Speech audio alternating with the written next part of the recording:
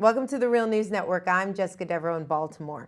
A Supreme Court ruling affecting the Environmental Protection Agency's regulatory power came down on Monday. It will limit their right to require permits from stationary polluters like power plants on their production of carbon pollution. However, the court also ruled that any plant already required to have a permit for other pollutants such as carbon monoxide, lead, and nitrogen dioxide, the EPA can insist on those plants to control greenhouse gas emissions. With us to discuss and understand the effects of this new Supreme Court ruling are our two guests. Now joining us is Stefanie Spear. She is the founder and CEO of the website EcoWatch. And also joining us from Washington, D.C. is Paul Bland. Paul is the executive director of Pubic Justice, which is a public interest law firm. Thank you both for joining us. Thanks very much for having us. Thanks for having me. So Stefanie, let's start off with you. Justice Scalia came out saying that, in his opinion, quote, that the EPA is getting almost everything it wanted in this case. Can you first break it down for us? Who would you say is actually the winner and the loser? And did the EPA get everything they wanted? Or did the coal industry actually gain something from this decision? It's interesting because both sides are kind of calling victory. But I do believe that we probably came out as best as we could. The EPA does feel that they got what they wanted. So they are able to still regulate carbon emissions and protect human health and the environment.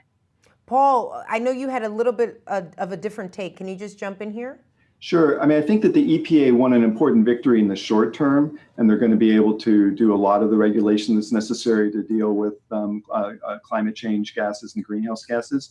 But I think that that Justice Scalia's opinion is very troubling because it really ties the EPA's hands behind its back for a lot of regulations it might need to undertake down the road. I mean, I think if the EPA had really won Justice Breyer's dissent that was joined by basically all four of the Supreme Court justices who were nominated by Democratic presidents, would have said that the EPA had the power under the statute to regulate more broadly in the future. And I think instead, Justice Scalia is really sort of throwing down this warning to the EPA, trying to limit what they can do down the road, and using this fiercely critical language, saying that they're being extravagant in their statutory reading, and that the Congress never would have recognized what they were doing, and so forth.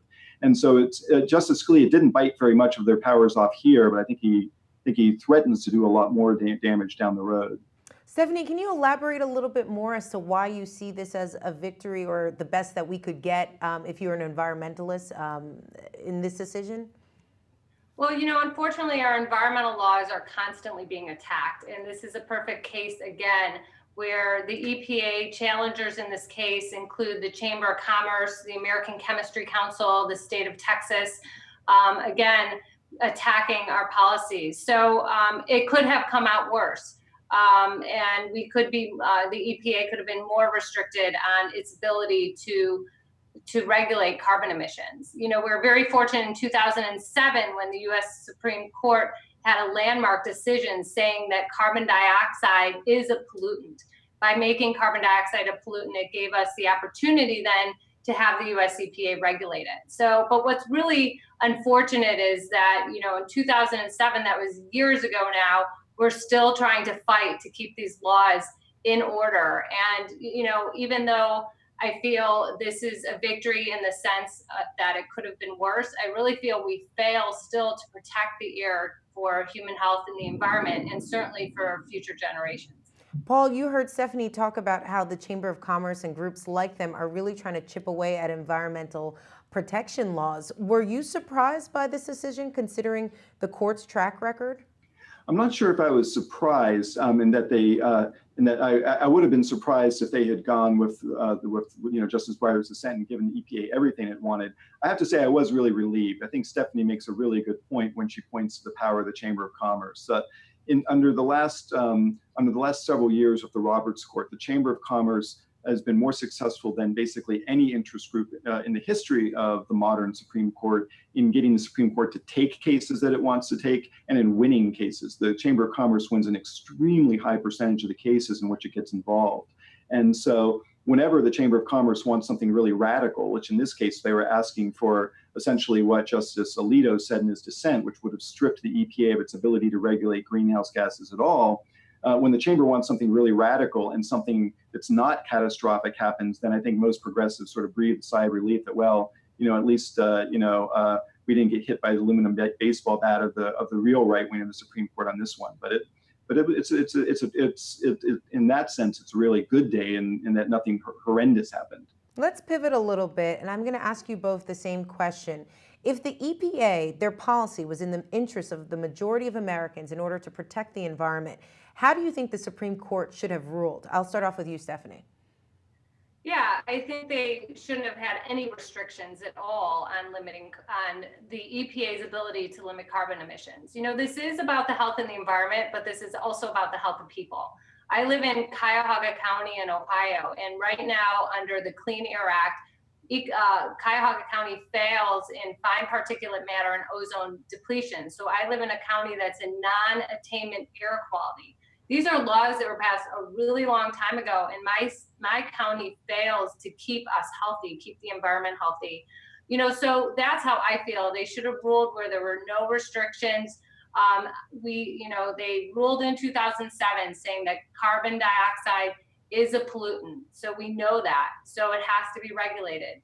This isn't about, and there's so many ways to regulate it and still have extremely healthy economy through efficiency standards, creating green jobs. This isn't about, this is about human health and the environment. So I do believe I know yesterday was a step in the right direction and it could have been much worse, but they should have ruled where the EPA has full authority like they should to regulate these carbon emissions. Paul, I'm going to ask you the same question. How should have the Supreme Court ruled?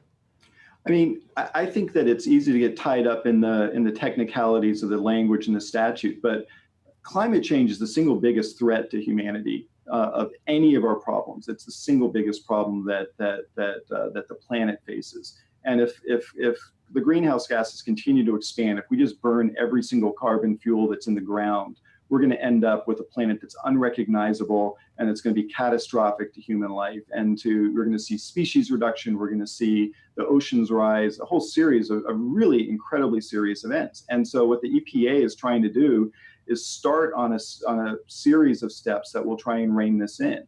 And what Justice Breyer said in his dissent was exactly right, that the statute that Congress passed, the Clean Air Act, should permit it to go forward with a variety of steps, not just the initial step that they're taking where Justice Scalia says, well, we gave them most of what they wanted, but a lot further. In the 2007 decision that Stefanie talked about, the Supreme Court said that greenhouse gases were an air pollutant. And now, so that's in the general section of the statute early on. Now the EPA is trying to use a section of the statute that's more specific further into the statute that refers to any pollutants. And Justice Scalia is saying, oh, well, any pollutants doesn't refer to these gases that would allow the EPA to come in and regulate them. By trying to limit what the EPA is going to be able to do down the road, I think it's extremely dangerous, and it's a very troubling threat that the EPA in the next battle down the road won't be able to do what's necessary to protect human health and to protect really the world from climate change gases. All right, Paul Bland and Stefanie Spear, thank you both for joining us. Thanks for having us. And thank you for joining us on the Real News Network.